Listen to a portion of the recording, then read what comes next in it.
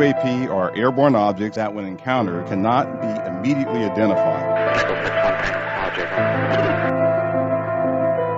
With regard to the importance of transparency, the Department is fully committed to the principle of openness and accountability to the American people. We're going against the wind. The wind's 120 knots from the west. Oh my gosh, dude. U.S. Navy personnel recorded what appears to be triangles, some flashing. The video was taken through night vision goggles with a single lens reflex camera. Well, I mean, it's a pretty high-profile incident. I don't claim to be an expert. You're the guys investigating it. I mean, who else is doing it? There's a whole fleet of them. Look on the ASA.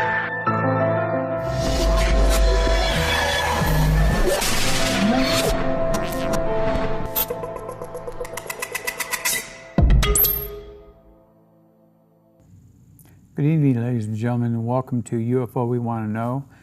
I want to start off by saying thank you for your support. I had a lot of people contact me lately.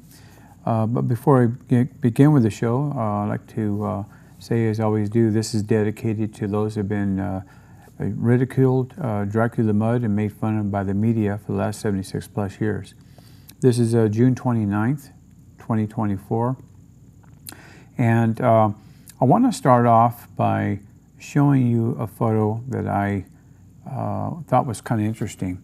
57 years ago, at Malmstrom Air Force Base, we had 10 of our ICBMs shut down. And on the bottom picture, what you're about to see, is a photo of what the guards on top drew. And this is a artist rendition, but I want you to take a look at the top one. I did that just 3 days ago. Look at the similarities. You got a center pulse, and then you got an outer layer. Very, very similar. But this is what Malmstrom Air Force Base guards said they saw coming over the gate, over the silos. And I thought that was kind of interesting because on the upper picture there, I get these all the time. They seem to fan some kind of electromagnetic field. And I thought that that would be interesting to show you the comparison of the two, as I sometimes do. Now I have 2 videos and 18 photos to show you for the first segment. So let's start with the first video.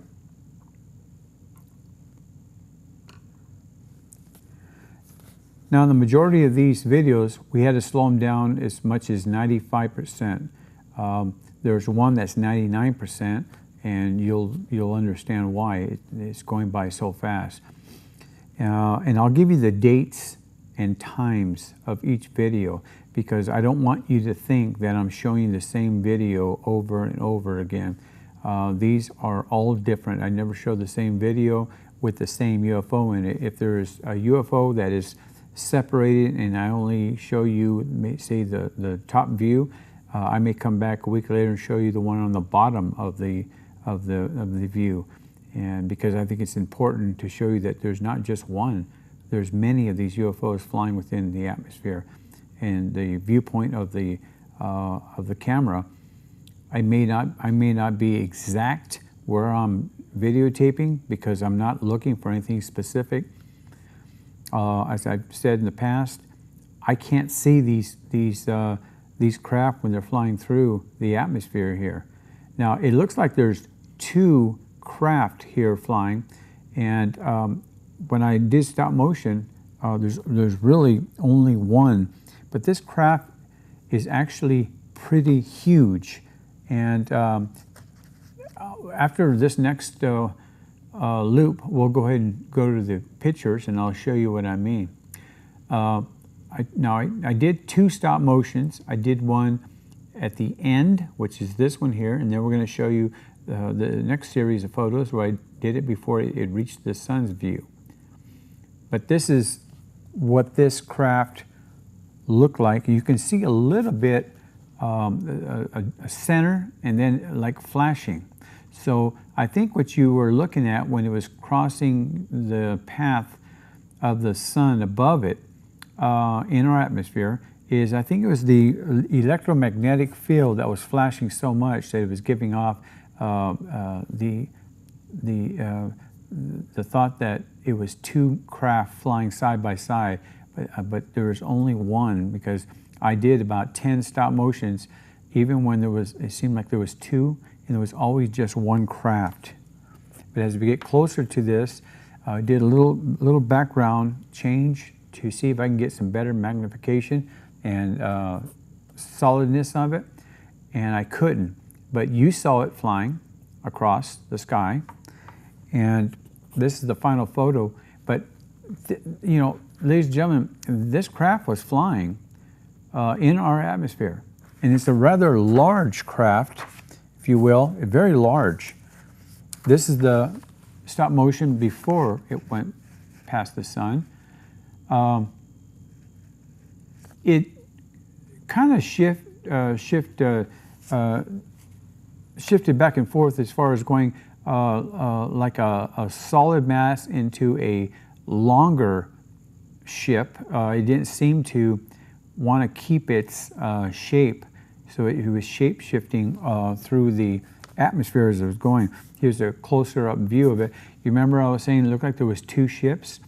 Well, as we got closer and closer, you can see that there was a possibility of a ship following it, but after it reached the sun, it may have dropped because it wasn't in the other pictures as we got closer and closer. I tried to get rid of it, but every time I would stop motion it and then zoom in a little bit, it stayed a solid mass underneath it. But then you saw the first series of photos when it went past the sun, that lower one wasn't with it. So did it zoom off in another direction? There's a possibility. But take a look at this. That's a larger craft, of course, on top, if that is a smaller craft on the bottom. When I went back and I did try to see if that little craft was anywhere else in the picture, I couldn't find it. So either it merged with the upper one, or it just completely went in front of the sun's view, so I couldn't see it no longer.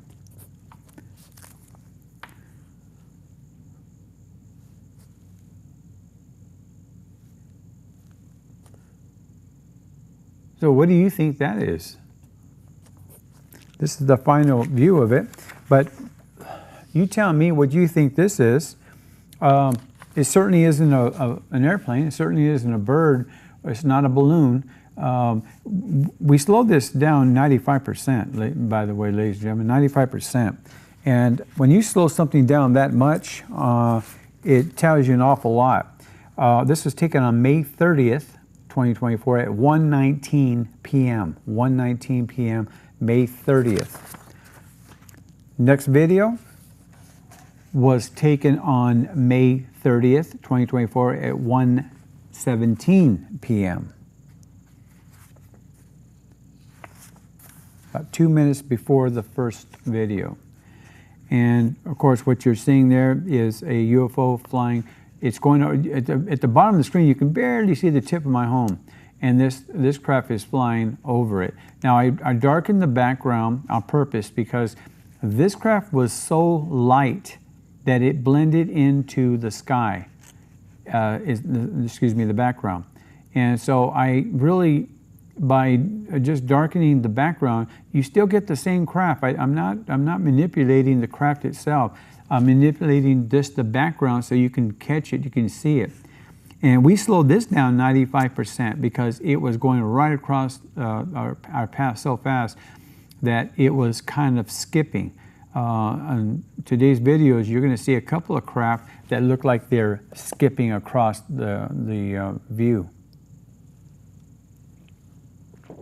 I like the fact that some of the people that have contacted me tell me that they would like to see more videos. So starting next week, I'm going to be showing you more than just 8 videos, and I'll be cutting the pictures out to get through those, be able to put those in. So when you get a chance, we'll go ahead and go to the first photo after this one. And of course, you can see my nice writing there. I marked it down 40 seconds as it was going to the flight path. Remember, this video was 1 minute 53 seconds long, and at 40 seconds is where I caught it going over the house. Now, I could have circled that way before it hit, but I always make sure that I'm showing you the house. It's very important, and the reason why is on the 7th video of this show, you're going to understand why I'm showing the house a lot. Remember I said that I believe this is a UFO hotspot, a flight path, if you will, and I believe that I can really prove it by showing you what I've taken here, and I'll prove that during the video on the 7th video of this show. As you can see, there's little particles around it. Something that you couldn't see in the video, I can guarantee you because I saw it on my viewfinder. I now have a viewfinder that shows a 1600% viewing capacity. So in other words, instead of using my times 40, I can use a 1600 now. And what I was noticing about this craft is it was tumbling. And I believe that those little dots that are around it, you see it looks like a ball, shaped like a ball or half a ball. I believe what happened here is that this craft was tumbling so fast that it was leaving maybe some electromagnetic charge as it was spinning around. You see the flat part to the right of it?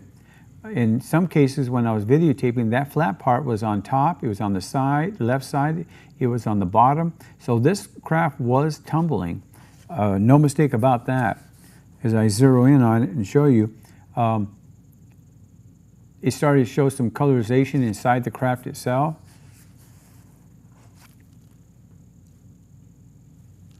And this is the final shot of it. And what I did was I took all the other particles away from it. I showed this to a friend of mine before I aired it, and he said, well, those could be smaller occupants, maybe traveling with it. But if you saw the spinning motion under magnification, you'd understand what I'm saying. We'll be back after this message.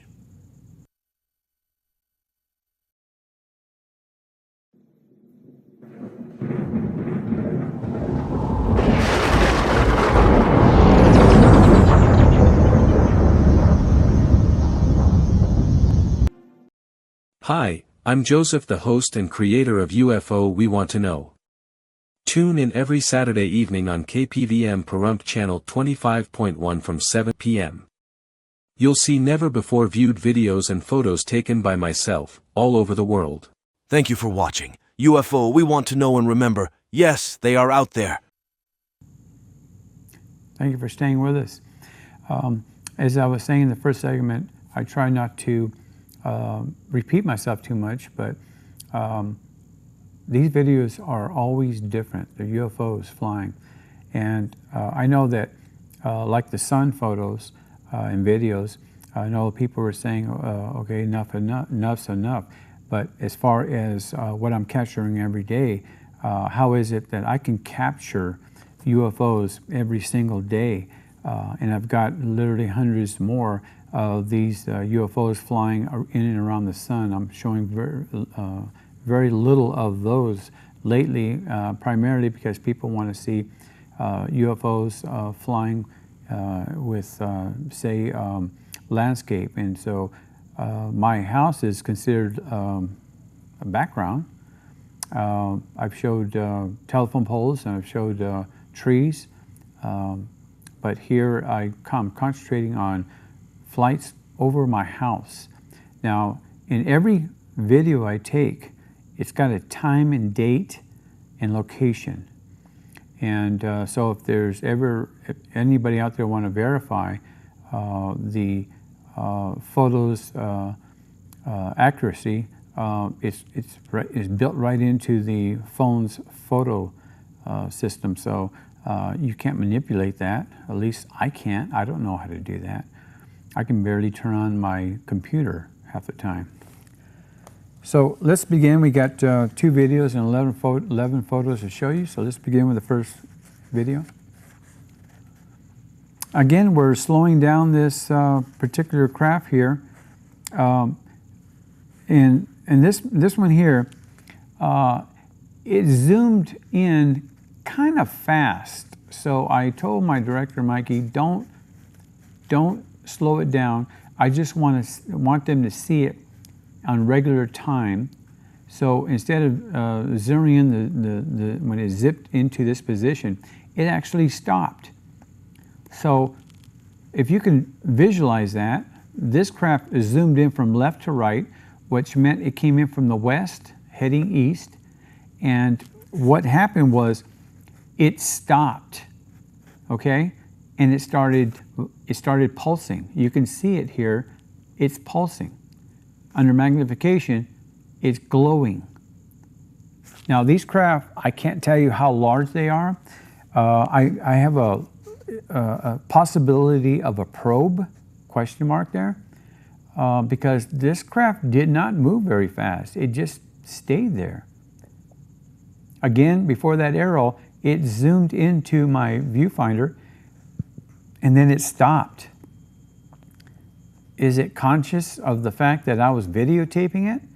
Because when I'm out there, you can plainly if I can see it, it could see me, because it was pretty high. I would say a 45-degree in the position of my home, over my home, and it seemed to just stop and start pulsating.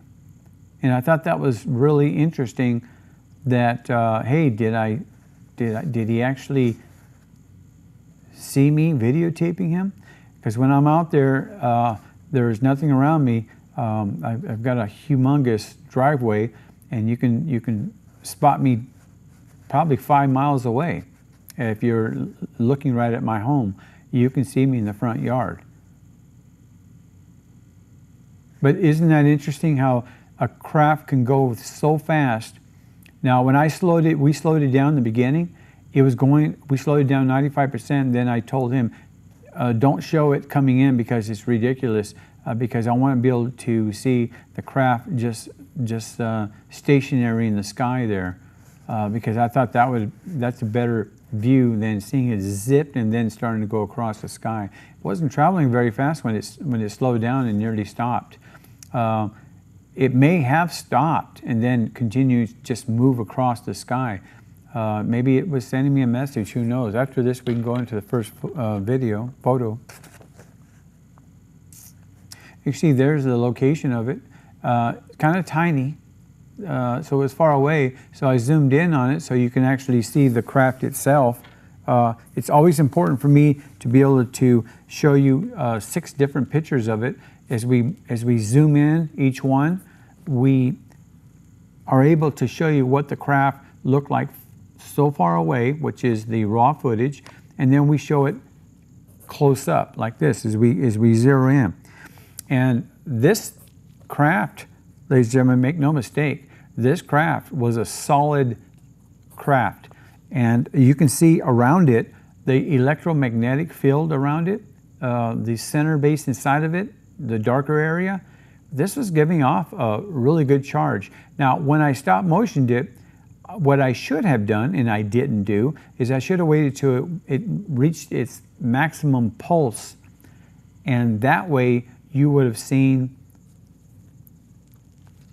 actually seen it light up even more.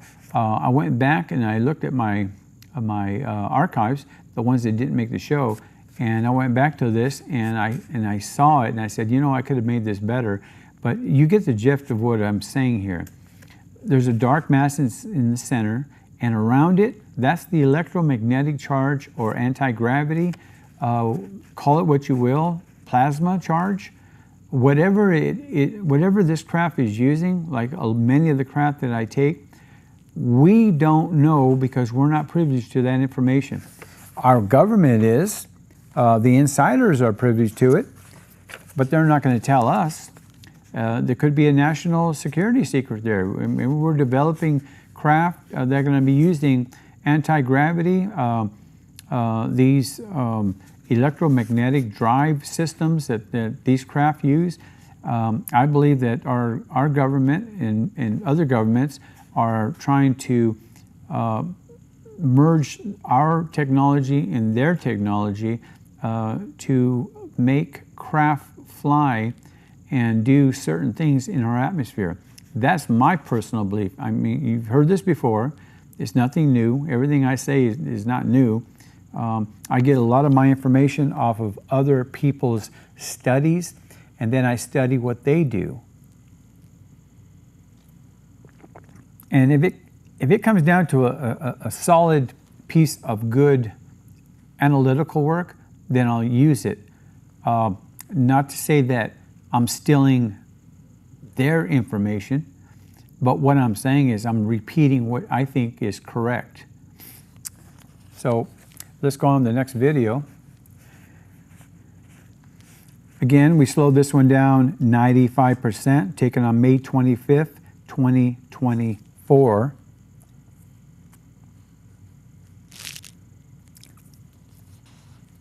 As you can see, this craft, it was going at a point where it's in the same flight path, but you notice it's skipping. It was going by so fast the camera can't keep up with the UFO itself. So that's why you see it skipping across the view here. You see it here, and then it disappears, and then it reappears there. That's how fast it was going.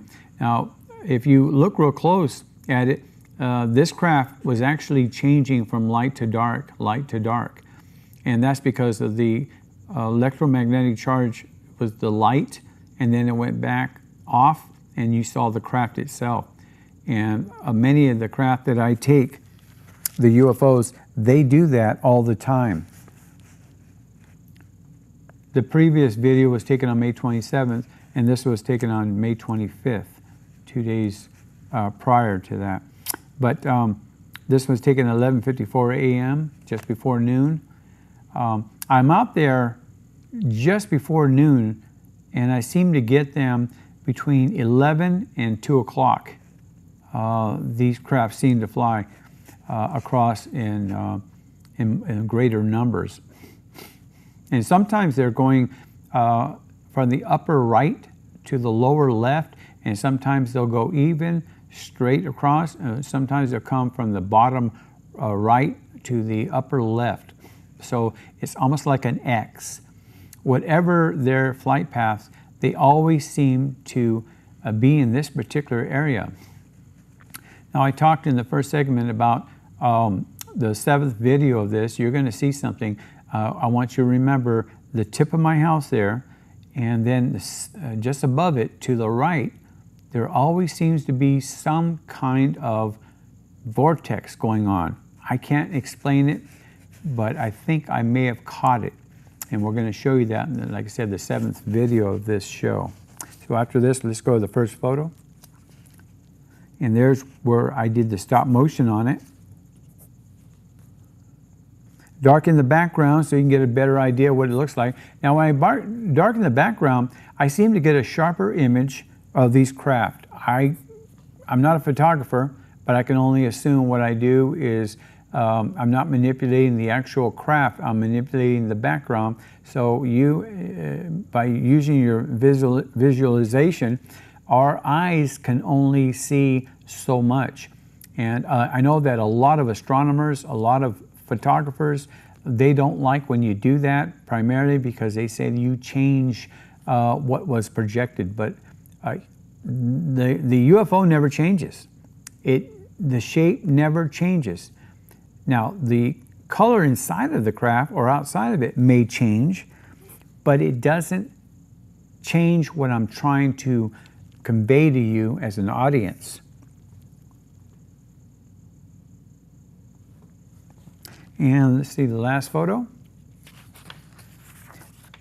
So I understand their point of view, believe me, because I've seen this. If you look at this craft here, it kind of reminds me of a loaf of bread, doesn't it?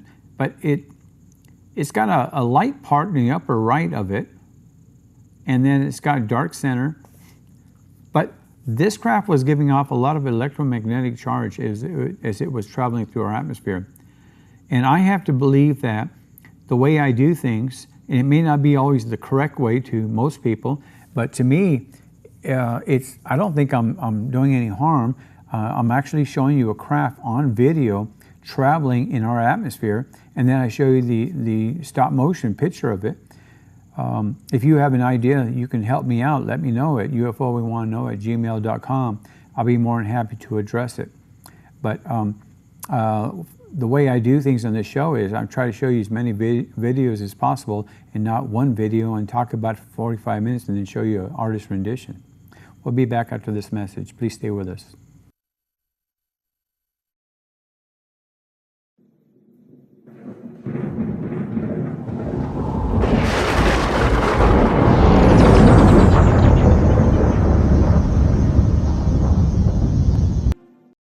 Hi, I'm Joseph, the host and creator of UFO We Want to Know. Tune in every Saturday evening on KPVM Pahrump channel 25.1 from 7 p.m. You'll see never-before-viewed videos and photos taken by myself, all over the world. Thank you for watching. UFO, we want to know and remember, yes, they are out there. Thank you for staying with us. This is the third segment here, and I've got 2 videos and 12 photos to show you here. And I'm going to be talking a little bit about the latest information coming from the Pentagon and NASA and giving you some updates. Let's go on for the first video. Taken on May 25th, 2024, 11:54 a.m. Again, right over my house. What I did here was I backed myself up all the way to the gate, so because I wanted to get a lower view of it, different position than I normally do, a lot of the house. But this craft was flying so fast, it skipped right through. We slowed this one down 99%. 99%. I didn't think that we were able to do that. We had the capability, but we tried it. This craft, it only showed up over my house at, I believe it was, I'm looking here at my notes, 1 second, it flew over my house and it was gone. So by slowing it down 95%, we were able to get 1, 2, 3, that's where I took it right there, 4, and maybe 5. Okay, my eyesight's terrible. But we were able to get at least 4, maybe 5 shots of the UFO traveling like an X again, an X over the property. Okay? And that's the reason why this is so significant is because of the projection of these craft. Why are they making an X-shaped entrance and exit, and then they'll fly across right through what I consider a vortex? Who knows? But my point is that they're always doing this. It seems like when they get near the center of that vortex, they seem to do loops, almost as if their craft is maybe changing direction within that area. I'm not really sure. And when I show you that video I've been talking about through the show, I'm going to be showing you a video that looks like a vortex. And if you are a meteorologist, or if you look at movement of the skies for a living, I think you're going to find this very interesting. And I noted that, you know, optics are one thing, illusion is another.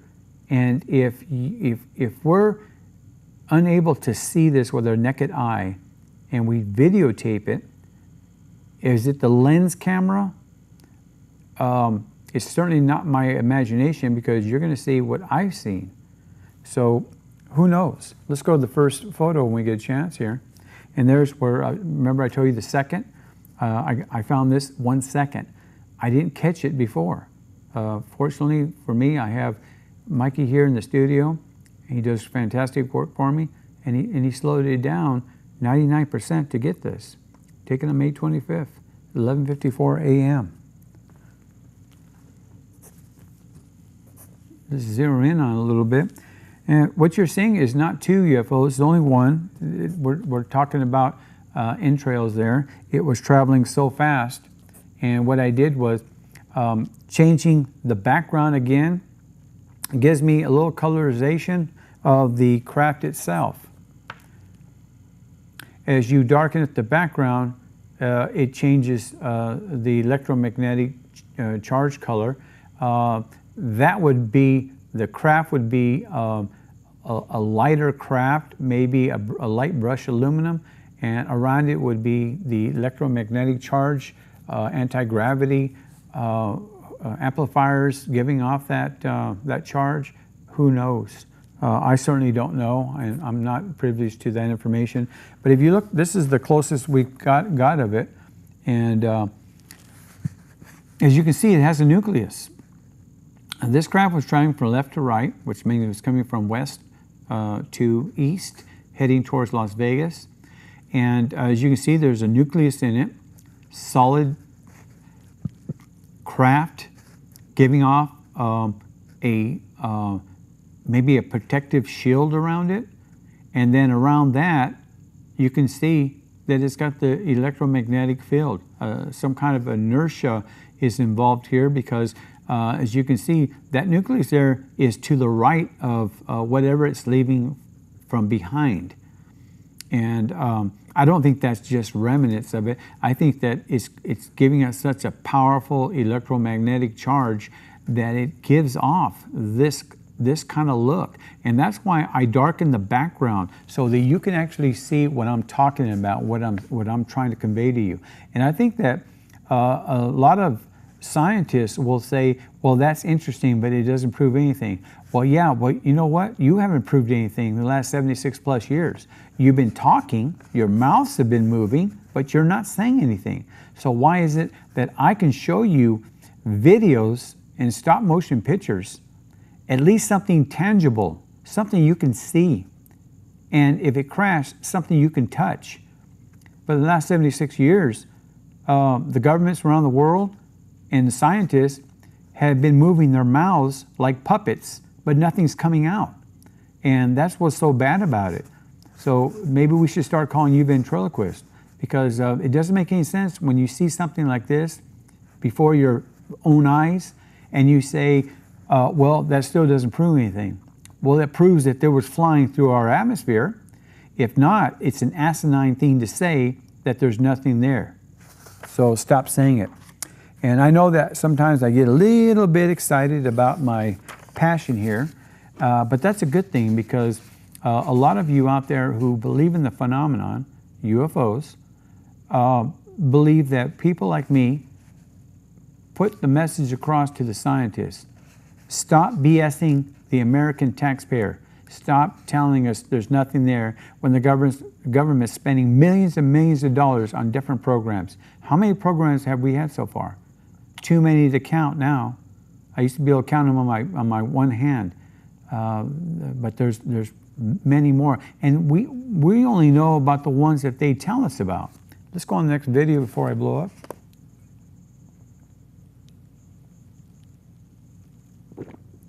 This particular UFO came straight down, and you're going to be able to see my house in the first photo, but it was pretty close to it. Now what I did was I moved to the right of the position I usually take these videos, and I was facing northwest towards Vandenberg Air Base, and this craft was seemingly just coming straight down. Now it was so tiny, so far away that my director really couldn't see it.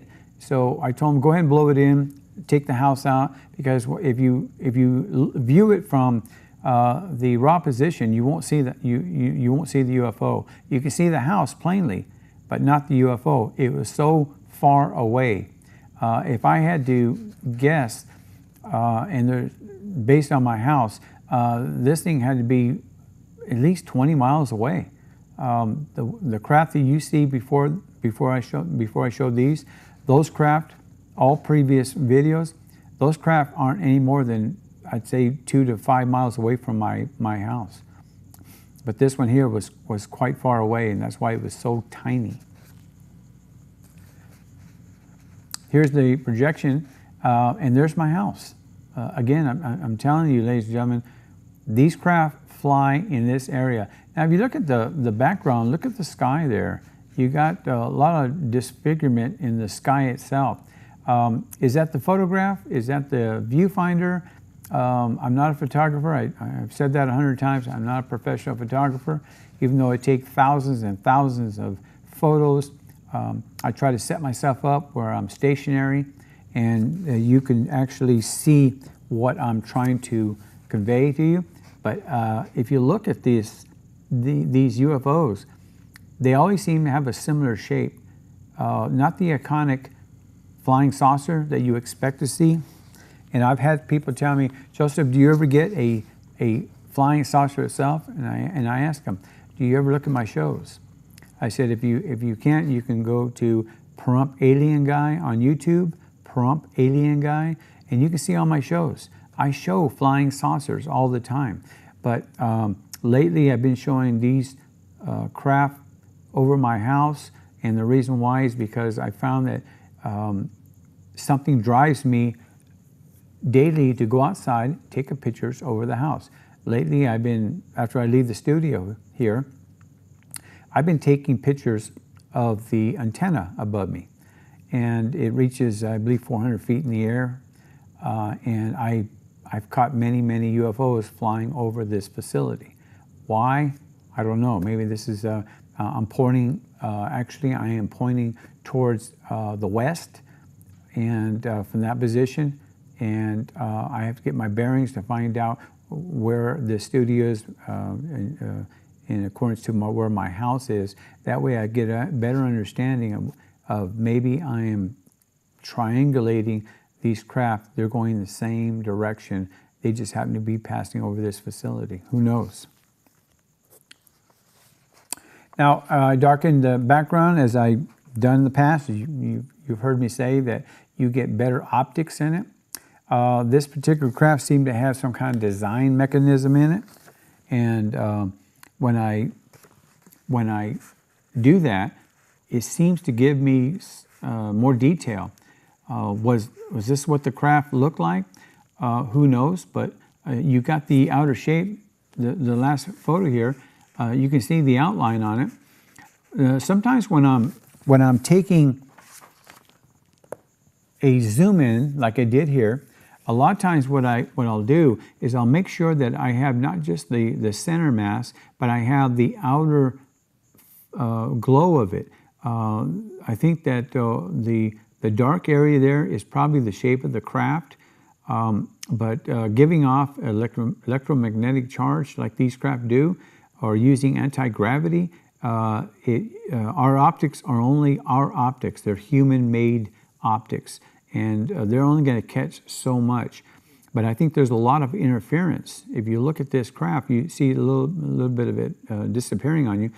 I think there's so much power that these craft emit that it interferes with our optics, and there's nothing you can do about that. They're man-made materials, and who knows what it is. We'll be back after this message.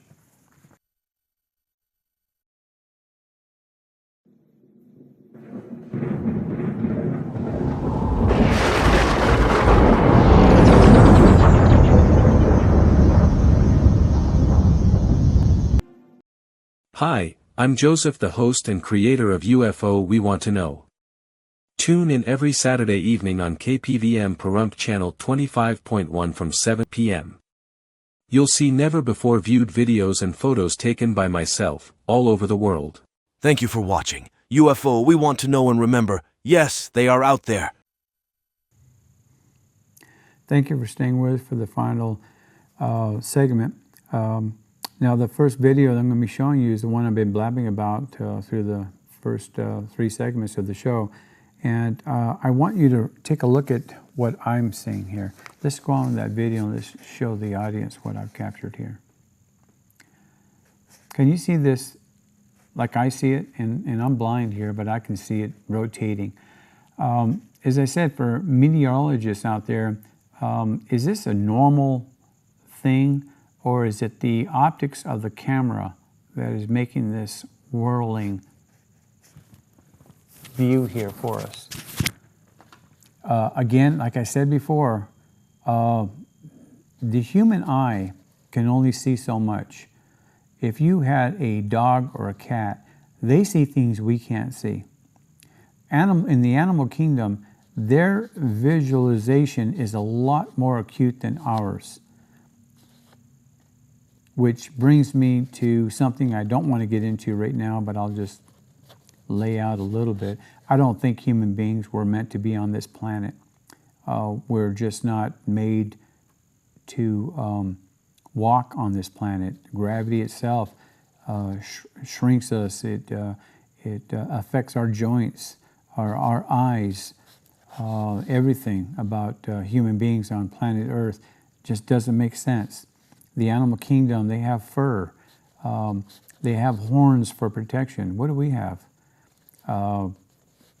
Some of the animals have canines. I mean, our canines are a joke compared to the animal world. But I'll get into a segment on that in the future. And call me crazy, but it's my point of view. But take a look at this. If this is not twirling, what is it? Now, what I'm going to do is I took a stop motion of it, and as we go through the photos, and there's only 5, but I want to show you what I captured when I did the stop motion. So let's go to the first photo when we get a chance. And as you can see, I outlined it. Now, when I did the stop motion, this particular stop here, I actually drew lines where I can see it separating. And you can see the center mass there. How many times did you see UFOs cross over my home and go through that very center? I've captured UFOs that are actually just to the right of that circle, and they do loop-to-loops, and they'll go in a different direction. I've had UFOs go into this and not come out. And all of a sudden, I've had UFOs coming out of this, but I didn't see them go in. Now, how does that happen? Have I captured an actual vortex over this particular area? Now, this vortex is not over my house, not in any means, in any way. I'm not suggesting that this is right over my house. What I'm suggesting, it is over Pahrump, Nevada. This could be 10 miles in the atmosphere. It could be 5 miles in the atmosphere. But it's not right over my house. But in the point of view where I videotape, I capture this almost all the time. And I checked the weather that day. We only had 5-mile-an-hour winds. Now, I know that's possibly ground level. I don't have the technology to find out what is in the upper atmosphere because I don't know how high this was. So if I knew this was 10 miles in the air and I found out that the wind conditions up there were swirling around, I'm sure a meteorologist would have a field day with it. But nonetheless, is this a normal thing? And if it is a normal thing, why is it that UFOs seem to be flying in this general area? Why do they crisscross this general area? And that's why I was telling you in the very beginning, look at the tip of my house, look where these craft are flying. They're flying in this area. No mistake about it. So if you are a meteorologist out there, or if you're a person who studies the upper atmosphere, contact me at UFO-we-want-to-know@gmail.com, and I'll be more than happy to talk to you. Get in touch with me. Talk to me. I need to know because the people out there would like to know themselves, and I'll put it in the air. I don't have to use your name, what station you're from, but it would be interesting for me to know your point of view. So let's go on to the next photo. And I took out the line so you can actually see it. For those of you who have a sharp eye, you can actually see it. And then what I did is I did a real close-up on it. And when I did the close-up, I didn't draw, these are not my lines here. I didn't draw this. I simply zoomed in on it, and this is what came out of it. Now, what I did is I changed the background again, and here's the close-up of it. And that's not a map. That's in the sky. That was in the center part of it. And this is what came out of it.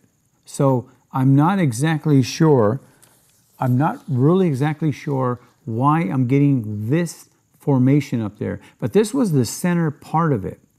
And this is what came out of it. Is this a directory for the UFOs, sort of like a map, which part to fly into or fly out of or whatever it may be?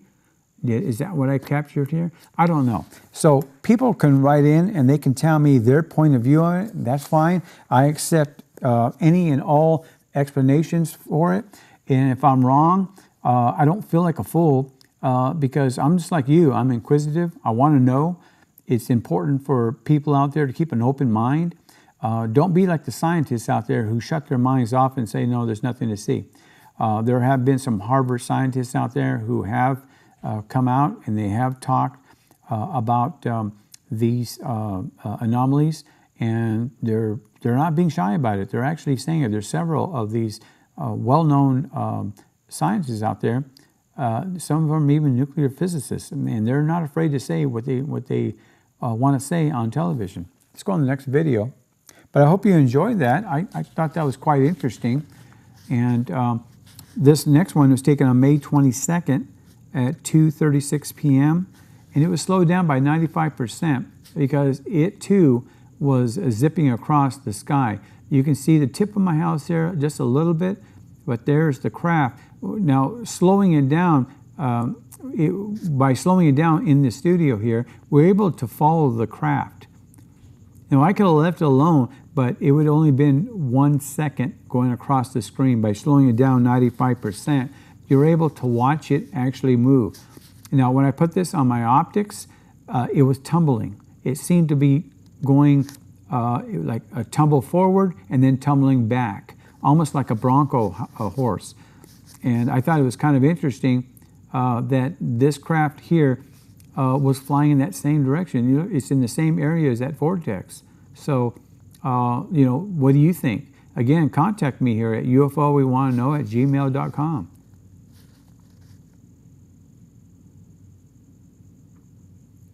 These craft are in our atmosphere, ladies and gentlemen. Make no mistake, they're in our atmosphere. And if you want to suggest that, well, maybe it's this or maybe it's that, that's fine. Everybody has their own opinion on what these craft could be. But why is it that I go out every single day and I get these videos of UFOs in and around Pahrump, Nevada? I'm only one person. And I get literally hundreds of these every month. I have thousands of these videos and photos in my archives. And again, I don't keep them in one place. I got several different places I keep my archives, just in case something happens to one. I have a backup, and I always believe the backup is good because you never know what could possibly happen to you. And I just want to say on this video here, this will be the last one. There was also other UFOs flying in this, but they were much closer. And you'll see when this craft passes over, and I'll tell you when what I'm talking about. You're going to see. You might be able to see what I call a ghost UFO flying straight down where this craft is passing by. I'm not sure if you're going to be able to see it. I'll try and note it as it's coming down itself. But this craft is flying over that particular position right there. So let's see if we can catch it. Sometimes you can, sometimes you can't. You really couldn't catch it very much, but if you watch it over and over, you'll actually be able to see it. There's a ghost image coming straight down. This was taken at 22 seconds just past the house here. And as you can see, my terrible writing. This particular craft, I wanted to use it lastly because this craft was a elongated craft. It wasn't a round shape craft. It was rather elongated. And I'm going to go through these pretty quick here because I want you to see what this craft looked like. Ladies and gentlemen, this was your flying saucer.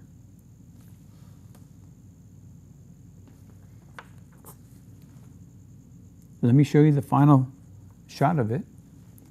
Cleaned it up a little bit, the background. this was your proverbial flying saucer. Some call it cigar shape, whatever they want to call it. Look at how sharp this craft was. And when I put it in my optics, I actually got to see the same shape here. And I'm not really sure why it's broken up from the right side of it. It could be the optics, but I noticed that there's a shape inside of it, and it looks like a flying saucer.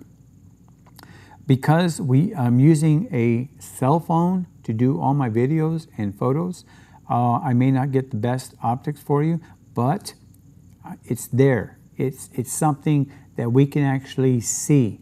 It's not a figment of my imagination, because if it is, then everybody's figment of imagination has gone crazy. So for those scientists out there who claim that, well, there's really nothing to see, there's no evidence. The Pentagon just released that again, saying that there's still no evidence out there. Why do they keep saying that? There's no evidence. Why do they keep spending millions of dollars of taxpayers' money on these programs when they're finding nothing? Are they just trying to put the PhDs to work? I don't know. It's confusing to me. But as an American taxpayer for many, many years, it upsets me the fact that the government could put these programs together and put these bozos in charge who know nothing about UFOs, who are critics of UFOs, who are skeptics. They put them in charge of a program where they're not looking for anything. They refuse to say what the reality of the picture is, that these are unidentified flying objects, UFOs. Thank you for watching, and I'll see you next week.